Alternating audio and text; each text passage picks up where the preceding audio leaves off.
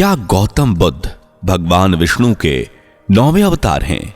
आखिर क्यों राम मंदिर में गौतम बुद्ध को दिखाया गया विष्णु का अवतार? अगर सच में बुद्ध विष्णु के अवतार हैं तो फिर रामायण में उनकी अवहेलना क्यों? क्या राम मंदिर में स्थापित मूर्ति में गौतम बुद्ध को विष्णु का अवतार दिखाना ब्राह्मणवादियों की साजिश है? क्या प्रतिज्ञा ली थी बाबा साहब डॉक्टर भीमराव अंबेडकर ने? उनका गौतम बुद्ध के विष्णु अवतार पर क्या कहना था? अगर आप भी जानना चाहते हैं तो वीडियो में लास्ट तक बने रहें। ये तो आप सभी जानते हैं कि इन दिनों देश भर में मीडिया से लेकर सोशल मीडिया और न्यूज चैनल्स तक में राम मंदिर की प्राण प्रतिष्ठा की खबरें तेजी से फैल रही हैं। 22 जनवरी 2024 को प्राण प्रतिष्ठा भी संपन्न हो चुकी है, लेकिन इस भव्य कार्यक्रम के साथ ही एक नया मुद्दा गरमाता नजर आ रहा है। दरअसल मंदिर के गर्भगृह में भगवान राम के बाल स्वरूप में काले पत्थरों पर बनी मूर्ति को स्थापित किया गया है। इस मूर्ति में भगवान विष्णु के 10 अवतारों को भी दिखाया गया है, जिनमें 9वें अवतार के रूप में गौतम बुद्ध को दिखाया गया है। जी हां, इस मूर्ति के मुताबिक भगवान विष्णु का 9वां अवतार गौतम बुद्ध है। लेकिन क्या यह सच है या एक बार फिर ब्राह्मणवादियों ने गौतम बुद्ध को हड़पने की साजिश रची है? यह समझने के लिए हमें बाबा साहब भीमराव अंबेडकर की तरफ जाना होगा। दरअसल भारत के सबसे विद्वान शख्स और 32 डिग्रियों के ग्राही भीमराव अंबेडकर जी ने 15 अक्टूबर 1956 को हिंदू धर्म को हमेशा हमेशा के लिए त्याग कर बौद्ध धर्म को अपना लिया था। साथ ही 3.5 लाख से ज्यादा लोगों के साथ मिलकर 22 प्रतिज्ञाएं भी ली थीं, जिनमें पहली प्रतिज्ञा कुछ इस तरह थी: मैं ब्रह्मा, विष्णु और महेश में आस्था नहीं रखूंगा और उनकी पूजा नहीं करूंगा। यानी उनके ब्रह्मा, विष्णु, महेश में आस्था रखने से साफ इनकार करने की यह बात है। जबकि उनकी 5वीं प्रतिज्ञा थी: मैं ना तो ये मानता हूं और ना ही मानूंगा कि भगवान बुद्ध विष्णु के अवतार थे। मैं इसे पागलपन और झूठा प्रचार प्रसार मानता हूं।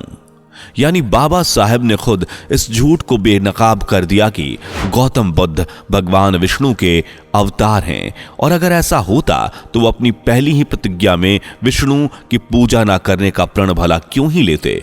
बाबा साहब साफ साफ कहते हैं कि गौतम बुद्ध विष्णु के अवतार नहीं है और वो इसे पागलपन से ज्यादा कुछ नहीं समझते। और अगर कोई और भी गौतम बुद्ध को विष्णु का अवतार माने, देखा जाए तो बाबा साहब की प्रतिज्ञा और उनकी बातें सच भी हैं और इसके सबूत हमें इतिहास में मिलते हैं।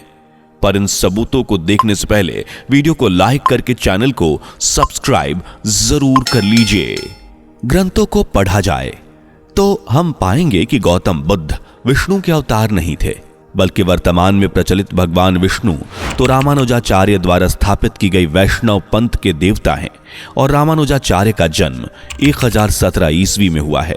यानी 1017 ईस्वी के बाद ही वैष्णव पंथ की स्थापना हुई और इस पंथ के सामने आने के बाद ही वैष्णव या विष्णु पंथ और अवतारों का यह कॉन्सेप्ट सामने आया।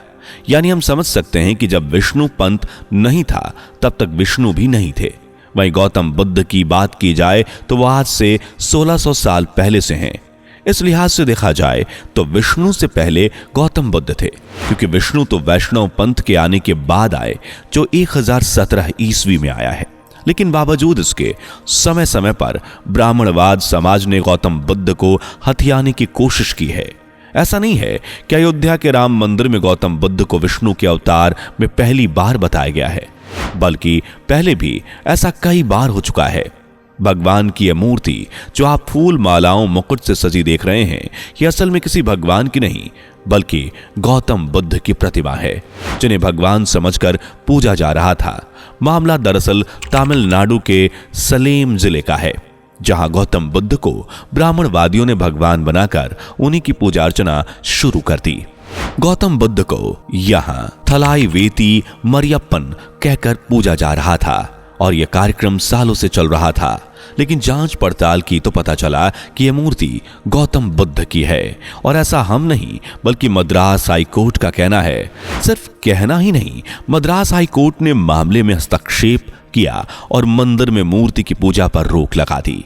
साथ थल्ला वेटी मनियप्पन का नाम बदलकर बुद्ध करने के आदेश भी दिए। साथ ही ये भी कहा कि यह कोई भी हिंदू अनुष्ठान नहीं कर सकते। इसी तरह कई अन्य मंदिर भी हैं जहां ब्राह्मणवादी सोच के लोग गौतम बुद्ध को अपना भगवान मानकर पूजते हैं। और अब तो राम मंदिर में भी गौतम बुद्ध को विष्णु का 9वां अवतार बता दिया गया है। लेकिन सोचने वाली बात है कि अगर गौतम बुद्ध विष्णु के अवतार हैं तो बौद्धिस्टों और गौतम बुद्ध के लिए रामायण में अपशब्द क्यों लिखे गए हैं? क्यों बौद्धिस्टों को सजा के पात्र बताया गया है? जी हां, अगर आप वाल्मीकि रामायण का अध्ययन करेंगे तो पाएंगे कि उसमें बौद्धों को चोरों की तरह दंडित करने का जिक्र किया गया है। रामायण में एक किस्सा है जिसके अनुसार जब राम, लक्ष्मण और सीता जीवनवास के लिए जंगल में होते हैं तो भरत उन्हें मनाकर वापस अयोध्या लाने के लिए जाते हैं। लेकिन कई मिन्नतों के बाद भी राम वापस लौटने को राजी नहीं होते। इस पर दशरथ के याजक और ब्राह्मण जबाली शिरोमणि ने भरत से जो कहा उसका मतलब कुछ इस तरह है कि नाते रिश्ते कुछ नहीं होते, हर व्यक्ति दुनिया में अकेला आता है, कोई परलोक परलोक नहीं होता, जाओ और अयोध्या में राज करो। ये श्लोक आपको रामायण में लिखा भी मिल जाएगा। इसके बाद भरत लौट आते हैं, लेकिन इस नास्तिकता और बुद्ध के प्रभाव में आने की वजह से राम जबाली को खूब कोसते हैं। और इस दौरान उन्होंने एक श्लोक तो इतना कड़ा कहा है कि आप भी सोचने पर मजबूर हो जाएंगे। रामायण के अयोध्या कांड के पेज नंबर 528 पर 109वें सर्ग के श्लोक नंबर 34 के हिसाब से यथा ही चोरा सह तथा ही बुद्ध स्थातागतम नास्तिक मंत्र विद्धि तम विद्धि या शक्तमम प्रजानाम सा नास्तिके नाभिमुखो बुद्ध सयात। अर्थात जैसे चोर दंडनीय होता है उसी प्रकार से वेद विरोधी बुद्ध भी दंडनीय है। तथागत और नास्तिक को भी यहीं इस कोटि में समझना चाहिए। इसलिए प्रजा पर अनुग्रह करने के लिए राजा द्वारा जिस नास्तिक को दंड दिया जा सके उसे तो चोर के समान दंड दिलाया ही जाए, परंतु वह वश के बाहर हो। उस नास्तिक के प्रति विद्वान ब्राह्मण कभी उन्मुख ना हो, उससे वार्तालाप तक ना करें। यानी वाल्मीकि रामायण में बौद्धों को चोरों के समान दंड देने की बात कही गई है। उसके साथ दुर्व्यवहार का जिक्र हमें वेदों में भी देखने को मिलता है। और कई ग्रंथ ऐसे हैं जो आपको बौद्धों की निंदा करते नजर आ जाते हैं। ऐसे में सोचना यह है कि अगर सच में गौतम बुद्ध विष्णु के 9वें अवतार थे, जैसा कि राम मंदिर में स्थापित रामलल्ला की मूर्ति में दिखाया गया है, तो बौद्धों को चोरों के समान दंड देने जैसी बात रामायण में भला क्यों लिखी गई है? उन्हें तो सम्मान देना चाहिए, उसका सम्मान करना चाहिए, लेकिन ऐसा नहीं है। एक और बात खटकती है, अगर भगवान बुद्ध विष्णु के अवतार हैं तो देश भर में मौजूद हिंदू गौतम बुद्ध को क्यों नहीं मानते? उन्हें देवी देवता बनाकर पूजते क्यों नहीं? उनके नियमों का पालन जैसा उन्होंने बताया वैसा नहीं करते। शायद यही कारण है जो अपनी दूसरी प्रतिज्ञा में बाबा डॉक्टर भीमराव अंबेडकर जी ने कहा, मैं राम कृष्ण जो भगवान के अवतार माने जाते हैं उनमें कोई आस्था नहीं रखूंगा और ना ही मैं उनकी पूजा करूंगा। चौथी प्रतिज्ञा के मुताबिक अंबेडकर भगवान के किसी भी अवतार में विश्वास ना रखने की प्रतिज्ञा भी लेते हैं और इसी के साथ वो लाखों लोगों के साथ बौद्ध धर्म को अपनाते हैं। साथ ही अंबेडकर जी कहते थे कि भारत का इतिहास बौद्ध और हिंदुओं के इतिहास से ज्यादा कुछ नहीं है।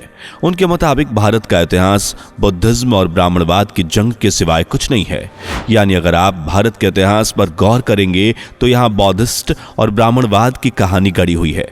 और गौतम बुद्ध को विष्णु का अवतार बताना सरासर गलत है, क्योंकि गौतम बुद्ध का वैष्णव पंथ और विष्णुवाद से दूर दूर तक कोई नाता नहीं है, ना ही उनका वैदिक संस्कृति से कैसा भी संबंध नजर आता है। इसके अलावा हिंदू ग्रंथों में बुद्ध की अवहेलना भी इस बात का प्रतीक है कि गौतम बुद्ध और वैदिक संस्कृति अलग अलग है। इसके बाद भी ब्राह्मणवादी लोग बौद्धिस्टों और गौतम बुद्ध को हथियाने की लाख कोशिशें करते रहते हैं। कभी उनके नाम पर पर मंदिर बनवाकर उन्हें देवी देवता बनाकर अनुष्ठान कर तो कभी लोगों को बहलाकर। जबकि सच तो यही है कि विष्णु और गौतम बुद्ध दोनों अलग अलग थे और ब्राह्मणवादियों के हथियाने की लाख कोशिशों को नाकाम कर आज भी गौतम बुद्ध अपना अस्तित्व बरकरार बनाए हुए हैं। वैसे आपकी इस बारे में क्या राय है? आपका क्या मानना है? क्या राम मंदिर में स्थापित मूर्ति में गौतम बुद्ध को विष्णु का अवतार दिखाना ब्राह्मणवादियों की साजिश है? अपनी राय हमें कमेंट बॉक्स में लिखकर जरूर बताएं। वीडियो पसंद आई हो तो लाइक करके चैनल को सब्सक्राइब भी कर लें। दोस्तों, आपकी स्क्रीन पर 2 और वीडियोस दिख रही हैं, जिसे देखने के लिए स्क्रीन पर क्लिक करें। दोनों देखिएगा, बहुत अच्छी वीडियो बनी है।